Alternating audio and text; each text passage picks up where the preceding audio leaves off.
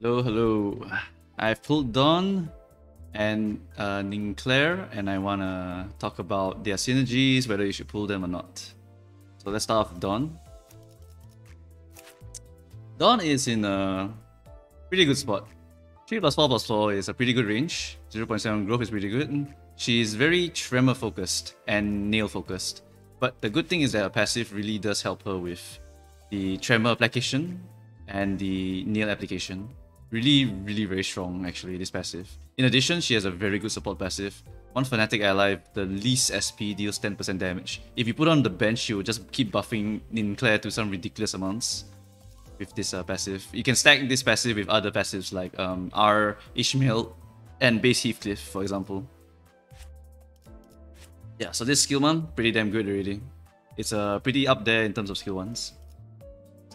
Skill 2 is the Burster. 4 to 12 is good when you have high sanity.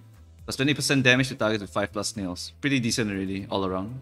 Nothing much to talk about this skill, it's pretty straightforward. And then skill 3 is pretty good.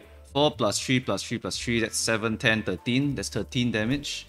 And then if we go to Rodion, that's about 4, 2, 2, 2, 2, that's 6, 8, 10, 12. 12. Yeah, so there's a little bit more in terms of total coin count damage. I think Rodion has higher base growth though. The thing that this skill has is that it also inflicts a bunch of nails and tremor count. And this nail application and tremor counts, they get affected by her passive, which inflicts +1 nail if she has Fanatic and +1 tremor count if she has if the target has nails. Like, it doesn't even quote an amount, it's just if the target has nails, you just get +1 tremor count. And if you have Fanatic, you also inflict nails so that you can trigger your other thing, so it's just doing it itself. It's very good. I really like her a lot. And if the target has 5 plus nails, we even have debuffs. We got attack power down, which is huge. Paralyze, also huge because it works now. And then even more tremor count if you can hit these two. So that's she alone can apply so much tremor count and she can burst it herself. It's a whole tremor kit into one character and she still has nail support. And they both synergize with each other. It's very good. I like her a lot. I think she has a lot of potential. Really like her. Okay, she has the same weaknesses as the Metal Hammer gang, which is weak to blunt, but resist slash. Yeah. Okay, and besides that, really nothing much to talk about. Just speed. She's quite slow, but she's also very thick. 167 is pretty thick. Yeah, but her clashing more than makes up for this, really. Yeah, I like her a lot. Definitely a must pull, in my opinion. There are other reasons why you should pull her, which I will explain as we go along. And then we look at the man, the myth, Ninclair. So before we begin, I need to talk about how negative coins work. So negative coins creates a situation where you have a minimum roll, right? Because like beforehand, we had base power and we had max power, right? So now we have highest, but it's the same, it's just that it's flipped. So what happens here is that we start at 8 and our lowest possible number is 6. How you calculate that is taking 8 minus 2 equals to 6. Right, so let me explain the concept here. So let's say we have 2 coins here. We start with 8 because we're going down. So 8, roll hits, roll hits. So that's 8 minus 2 minus 2. Now it's 8, now it's 4, right? So we clashed with 4, we lost. When you lose a clash, you lose a coin. So now you only have 1 coin left. So 8 minus 2, because you rolled hits, so it becomes 6. So that is the absolute minimum roll that you can get. This is the worst possible scenario when you roll all hits, which is not very likely when you've seen this man's skills. But yeah, okay, once you understand the explanation, you can look at the other skills as well. Skill 2, 16 minus 4 has 12 base power. That is pretty good already. Then skill 3 has 18 base power because it's 30 minus 12. Alright, if you want to see the concept again, it is 30. So we got minus 12, minus 12, minus 12, 0, right? Then lose 1 coin, minus 12, minus 12. Now we have 6. Then we minus 12 again, and now we have 18. The worst possible scenario there. And the worst possible scenario here is that we roll an 18 on the clash, which is pretty damn high when you think about it. 18 is when G Otis rolls heads, and this man has it as base. Our base is 18. That's ridiculous, actually. Like, I don't understand this. But anyway, okay, back to skill 1. So skill 1 is a 0.8 growth. Take note that he does have different growths on all his skills, but 0.8 more than makes up for anything, really. 0.8 is really high. This guy has a 6 base. This skill is really nothing, and it should be nothing in my opinion. So how this skill works is that even if you lose, losing gives you less, like losing loses you sanity, right? So if you purposely throw this just to lose, then you get to your highest damage faster. So the goal of Ninclair is you want to try and get to as low sanity as possible without corroding or corroding. Depends on which is your goal. There is a bit of mechanical skill here that you need to know, that you have to pilot him well. So this skill, even if you lose, right, you lose 7 SP whenever you use this, and if you lose, you just lose a bit more SP. Sure, why not, right? And then on tail hit, you gain Fanatic next turn. This is your only source of Fanatic. There's no other source of Fanatic here. If you want another source of Fanatic, you have to go to Faust. Faust's Resonance will give you Fanaticism. Or there are maybe other methods, but I haven't figured that out yet. But I think this is the only way you can get Fanatic. So in a way, it depends. Do you want to lose with this coin instead? And then just lose more, even lose more SP? Because he is quite tanky and you can take it.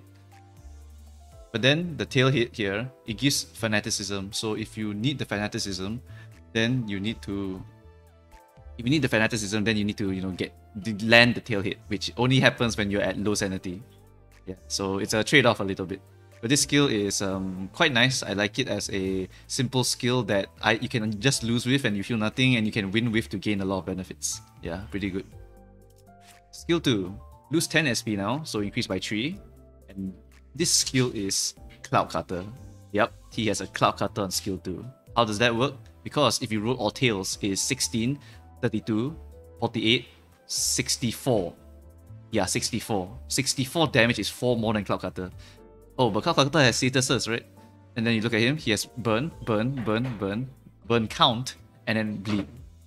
And if he has Fanatic, he does more damage. So he has Cloud Cutter on steroids. I don't know if I need to explain anything. This guy has Cloud Cutter on steroids on skill 2. Then we move on to skill 3. Skill 3 is Self-Destructive Purge. So now that you understand how negative coins work, let's look at this, right? If I manage to win the clash and I have 3 coins, it is 30, 30, 30. 90. It's 90 damage. 90 damage. That is practically Rip Space level. This is basically Rip Space. On use, you lose 15 SP. If this unit has Fanatic, you deal more damage. If the target is a Mechanical Amalgam, we still haven't figured this one out, so just give us some time. This one is going to be interesting to identify, and then even more damage. Like, it's Rip Space with Fanatic damage and then Mechanical Amalgam damage. So the piloting trick here is that you want to get Fanatic on him before you use the skill to maximize damage output. If you don't have Fanatic when you do this, you're missing out on free damage. Right? This one is a bonus. This one is you can't really control it unless you can somehow inflict Mechanical Amalgam onto someone, which still not confirmed and haven't been tested, so not too sure about this one yet. But this one is definitely the piloting one. This is the skill check. Can you get Fanatic before you activate this on a consistent number of turns? You could reroll until you get this. You could look out for like Faust passive. Like, do you have an opportunity to give Faust passive to Ninclair? Then he can do Destructive Purge also, for example. Yeah, so this is the skill check here. Can you squeeze out more damage out of this already ridiculous move? And then we got the on hit on the second hit, which raised stagger threshold by damage dealt. I do not know why this exists. It makes people easier to stagger. Like, what? Why? He already has so much here. And then you put more here. And then if the target has 5 bleed, you inflict 5 burn. Okay, we're applying a bunch of nails, so this will easily be hit. And then on kill, you gain blunt power up. So it's just like, he's crazy. He's crazy, he's crazy, he's crazy. This skill is disgusting. They somehow, like, I feel like they're one-upping themselves here. But at the same time, like, it's so amazing. If we go to defense here, then we got... The defense is interesting because it's a pride generator. It's also a negative coin, just like him. And combat start heals 5 to 10 SP. So this is the worst possible way you could gain back your SP. So there should be other ways you get back your SP, like just winning clashes or managing your SP loss yourself. But this is actually like the worst way, because you're wasting a turn blocking and you probably don't want to be doing that. I can argue though that maybe skill 1 could be replaced with the defense, just in case you want to make sure you don't corrode. But at the same time, if you're running a team with a lot of lust, you can combo with the one who grips. The combo here is that if she's in the field, you need 4 of this last. But if you look at the Nkop gang, we got last. We got last. We got last. We got last. And we got last. So we have 5 last sources at last. Whistles is consistent. And even if you don't want to run the full Nkop gang, you can run people like what? I Can Cook Anything, G Gregor. I can't really think of the rest right now, but yeah, the Nkop gang are definitely created for this synergy here. And the whole idea is that when you trigger Faust's passive, whichever one you want, she herself prevents Sinclair from going too far. Yeah, so Faust is controlling Sinclair. Ooh, lore accuracy, it's amazing. Yeah, so yeah, she's controlling Sinclair, making sure he doesn't fall into corrosion, and keeping him just low enough that she can keep controlling him. It's very, very cool. Yeah, and then as long as Ninclair stays around 40-ish, he's going to do a bunch of damage. It's just a bunch of damage. It's incredible. And this passive here is very easy to get as well. It's a ref one, and you heal 50% less SP from winning a clash. This is very important because when you're doing the waves, for example, I was doing Mirror Dungeon, right? I didn't have this, and I hit 45 sanity, and it never went down. Yeah, I think Mirror Dungeon is not very good for him. Anything that's farming related or killing a lot of enemies is very hard to bring him because he gains too much sanity. And don't bring Faust either because then he gains too much sanity. What you really want to do is you want to get this passive really easily. It's very free, right? It's just Ref. So he has Ref Source here. Ref Source, another one in Rodion. Yeah, Rodion's skill tree is Ref, and I think Ndon's also has a skill tree with Ref. Yeah, it's not too hard. You only need to own two, right? So you just need to trigger the skill trees like twice, and you're good to go. If you have the extra resources, you can even actually no. I don't think that works out. Yeah, you can even run Grosshammer if you really want to get the skill too. But honestly, Grosshammer currently in our meta, he doesn't really fit because he doesn't do enough damage to warrant him, in my opinion. What he does bring to the meta is he does help do the nail stuff. He inflicts bind and attack down for easier fights, but in terms of damage output, not very good. As a tank, he's not super amazing. I kind of just feel bad for him, really. I like him. He has the drip. He looks really good. He's a Massault, so he has all these good egos to help your life easier. But in terms of short turning your runs, he's not going to help out too much. But if you want to short turn stuff, like this man is crazy. This man is ridiculous. Okay, so yeah, so the reason why these two are very good paired together, right, is that P Moon has made them synergistic with each other. So if you look at the egos, right, Lifetime still requires 1 gluttony. And the only source of gluttony, if you run an Nkop team, is Ndon. Ndon only has skill 2. And Ndon just so happens to have the other Lifetime Stew, right? Ndon happened to have a Lifetime Stew, and this one only consumes lust, which the Nkop gang produces a shit ton of. So this is actually a really good team comp to generate a bunch of lust for Ndon to keep spamming this. So the blunt team is real. This is blunt damage. For Sinclair, he's all blunt. Like, all these 3 are blunt. His egos at the TEF level are blunt as well. Lifetime Stew is also blunt. It just makes sense to synergize these two together. So they did a really good job with getting the roleplay factor, in my opinion, the lore factor here really well. So these two, the Lifetime Stewers, have good synergy with each other. Faust and Ninclair are very good paired up because you can control whether you want to corrode or not. And there is a reason why this one is still Resonance. It's because you can trigger it whenever you want. You choose whether you want to trigger it. You get a lot of skill 2s. This one's a skill 1. This one's a skill 2 as well. And this one's a skill 2 as well. Sorry, this one's a skill 3, but then this one is a skill 2. So you have plenty of options most of the time to just choose whether you want to resonate or not. Do you think Sinclair's gonna corrode to this turn and you don't want that to happen? Then pop this, pop Whistle, and then he won't. Do you want to set up Ninclair with Fanatic? Then yes, you pop Whistles so that you can give him Fanaticism for his turn. Or if Ninclair already has it, then do you think Ninclair will corrode? Then don't pop Whistles, just wait. Let Ninclair do his damage and then pop Whistles to make sure he doesn't corrode, for example. Lots of control piloting that you need to do here. So I really like this design. I think they did a superb job. This is so awesome. The lore is so good. The fact that Faust is kind of like controlling him, preventing him from going too crazy, and he's just doing his own thing. He's not even doing nail stuff, he's just doing burn stuff, you know. He doesn't give a shit about nail. He only cares about bleed. It's not even nail, it's bleed. It's so cool, it's so low accurate. I love it. Yeah, so if you want to... okay, conclusion. Should you pull? Yes, you should pull these two. These two are so... they have so much... Okay, Ninclair is ridiculous damage. And Ndon is like, oh my goodness, he has so much utility. She has so much utility.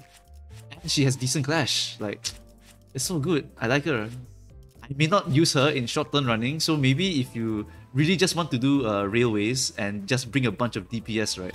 You probably just bring Ninclair then, because Ninclair has ridiculous damage output, so you could probably just DPS down the boss. If it's anything like Arknights, then future content will also be DPS races. Arknights really does a lot of DPS stuff, so I'm assuming that maybe people will go that route. I also hope that they don't, because they did a pretty good job in making tails, so maybe they'll make content for tanks to become very good at. Yeah. So besides all of that, I would say pull for sure. Like, even if you... Okay, the thing you should pull Dawn for is not... If you don't even want to use her, right? It's just for the passive then. Just bench her and just give Ninclair more damage, right? You can also bring W Dawn also, I guess. Yeah, I don't know. It's a tricky one. You could build up Ninclair to be a demon god, or you could just bring W Dawn. Yeah, after you. But Ninclair, definite. I 100% think that this guy is going to ruin our meta. He will rule our meta for the next year or so, or maybe P-Moon will release something that will destroy him. I don't know. P-Moon is P-Moon, right? So it could happen. But if it's DPS next time and the enemy is weak to Blunt, or the enemy is weak to any of his elements, either Lust or Red, then he's going to do disgusting things. Yeah. I have some footage of a fight done by Anyo from the Discord. He showcased to me a very, very consistent run of Ninclair doing some crazy shit, and I'll be posting that video after this as a separate video. You guys can watch that one yourself. We were watching in Discord, so I was like kind of freaking out, but yeah, that was the moment where I realized that I had to pull this man. So I hope you guys will get him as well. Take note that they are also Season 1 characters, because they are related to the NCorp, and they're related to the NCorp, sorry, there's nothing else. Yeah, they're related to the NCorp, so they will rotate out as well. So if you do want them, you should pull them for Season 1. Speaking of that, I will be doing up the Season 1 tier list on what you should be pulling or sparking before the end of Season 1, so that you can kind of maximize your shards before the end. And yeah, that's it for everything. Definitely pull them. NCorp team has great synergy. I love it a lot. There's a lot of flavor as well in this team comps, and I think he's very, very strong. Yeah. Alright, thanks for watching, guys.